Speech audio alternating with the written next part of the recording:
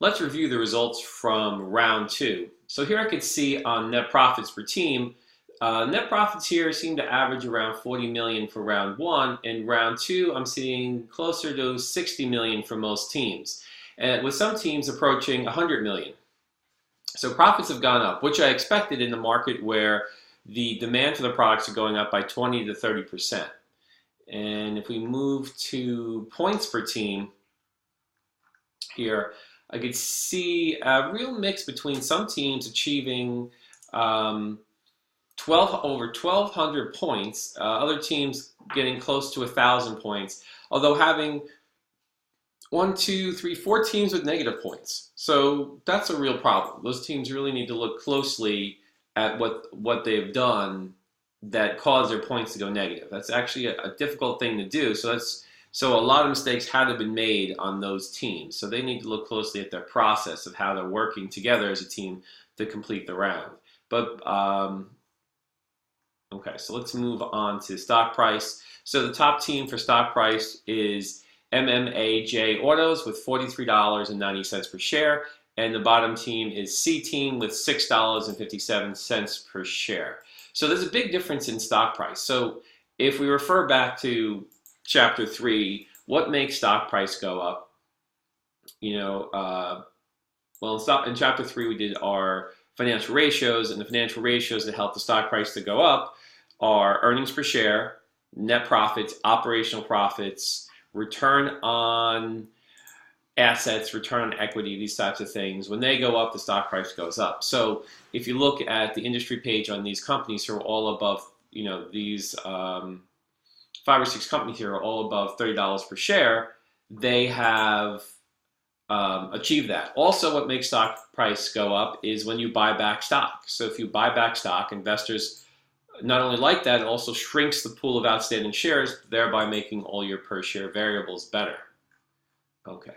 If we look at sales per team, we have 2 teams with over $360 million in sales, and we have a few teams here at the bottom close to 200 million. So there's a big difference in sales. So if you're wondering, if you're in the 200 million range of sales and you want to know how people got over 300 million in sales, you got to look at the industry page. How did they build their cars? How much do they spend on advertising? So some of these teams are doing very well in revenues, but it doesn't mean they're best in points or in stock price, because having high sales is only good if you have high profits along with it. Okay, so if we look at earnings per share per team, we have this one team here that really sprang up to second place in profits. So MMAJ is still number 1 in earnings per share, and they also were number 1 in points. So earnings per share really does help your points. And we had the second team here that got in second place out of, I guess they were back here last round sometime. So they really changed their the way they played and certainly improved their game quite a bit. And we have a few teams down here with, their earnings per share are under $5. I think we started around $5 per share. So you should be one of these teams above $5 per share. Otherwise, you haven't really improved the management of your company. Okay, so let's go back and look at something else that's very important. So, okay, gross profits. Now, we started the class at round 0, year 0. The management ran the company year 0. You started in year 1. They handed the company over to you at 40%. So all these companies below 40%, at or below 40%, have made really no improvement in profit margins. In fact, a number of companies have destroyed profit margins. So that's why your stock price has not improved much and you don't have a lot of earnings per share.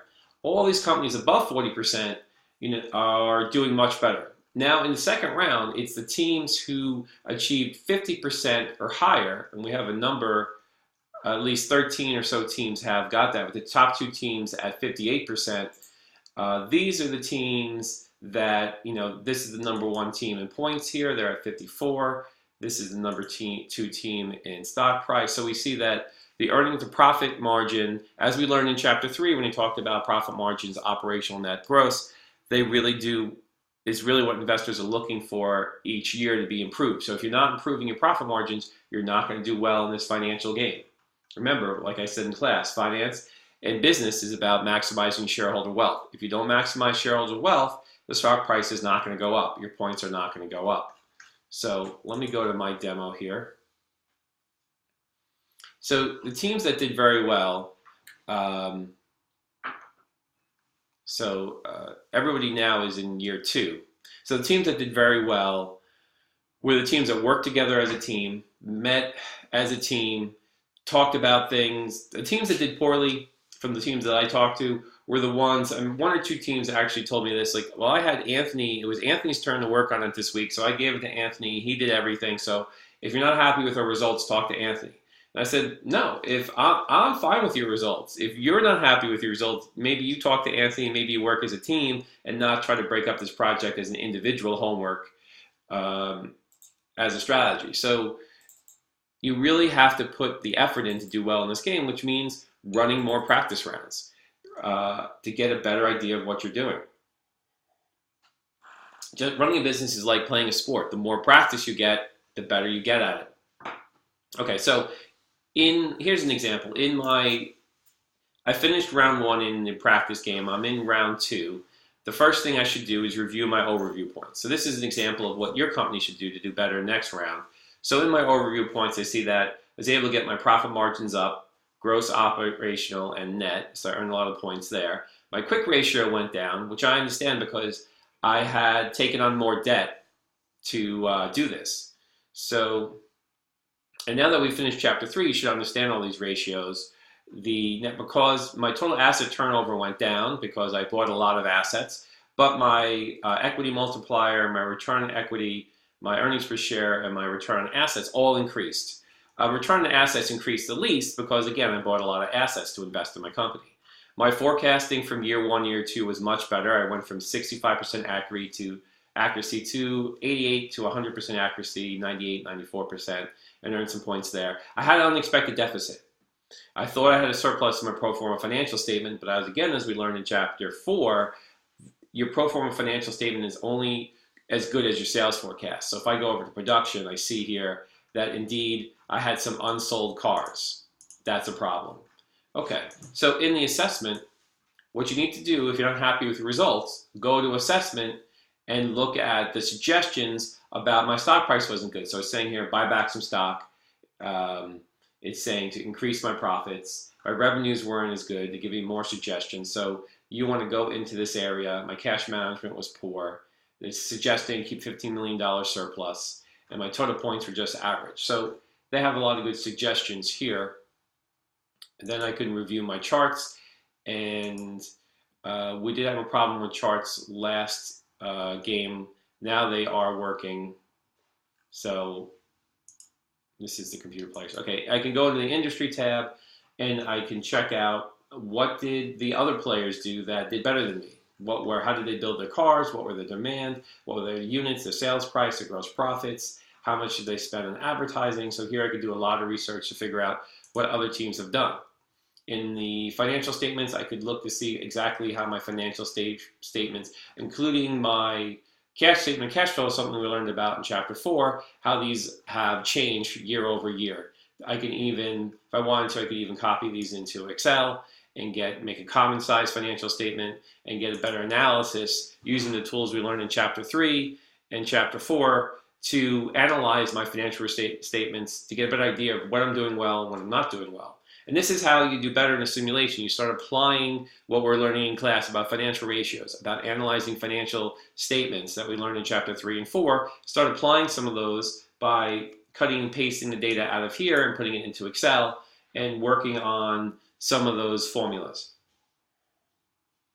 Maybe doing a DuPont analysis. Okay, so now after that's done, I'm going to go back. I remember my gross was at 48%, so I go back into my year 2.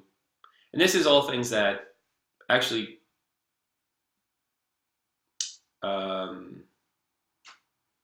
you guys have completed year 2, you're in year 3. But in year 2, I just went back, and if my profit margins are not as good as where I left off, I'm going to want to change some things to get them higher than where they were.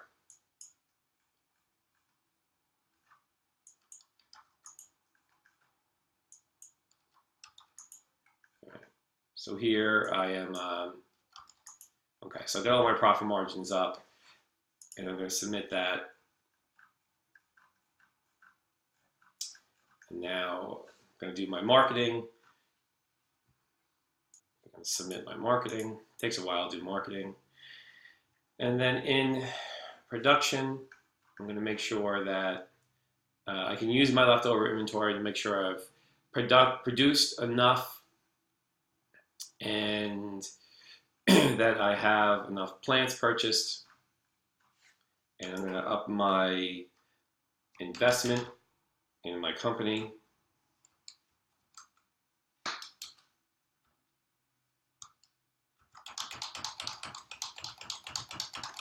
Increase that investment. And then move into my finance page. And again here, my pro forma. So this is all things that you can do in the rounds to help improve. So in my pro forma, you see that my sales have gone up, my profits have gone up, and I have a surplus of $38 million in cash. So since I have a little extra cash, I'm going to retire $8 million of stock, $4 million and $2 million, just to kind of, since I have some extra money, I'm going to retire.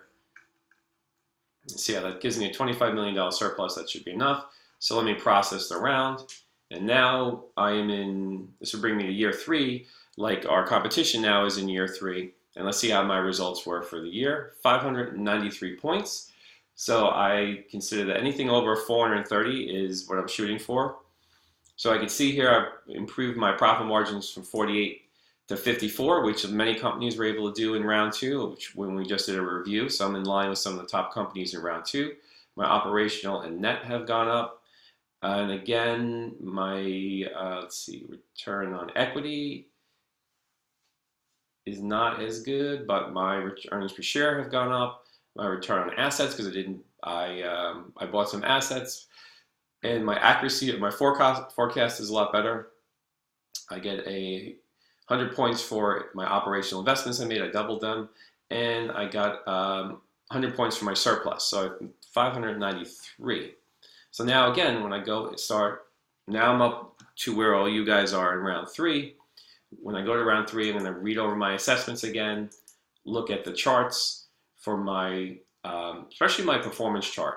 So I could kind of see the most important thing down here in my individual performance is my market potential versus sales. And I could see that I greatly under forecasted my products. I'm missing, 200 cars here I could have sold, 200 cars here, and 392 cars. So this blue bar says I could have sold 2,392 cars, but I only sold 2,000. So I need to improve my forecasting. And that's something basically that when I was in the overview for sales, that is what it's saying, review my forecasting. So you see how that works pretty closely. So then again, I look at the industry, check out my financials, and then I'm in year 3 and I would start building my cars again. But I always go back to overview to see my gross margin is 54%.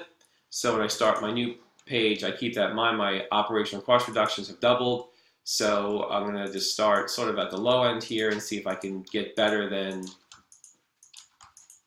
and I'm at 47. So still, because the customer expectations are moving higher, I'm having a hard time keeping up with improving my margins.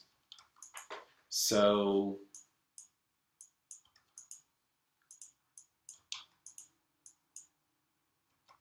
all right, so I got them above 54%. Now my forecast was pretty good on this car, but again, I want to spend some time on forecasting, looking at the student user guide and getting a better idea of where I need to be based on, if I pull up the student user guide, they're going to have this little chart here. So year 3, economy 2734 would be the average sales for economy.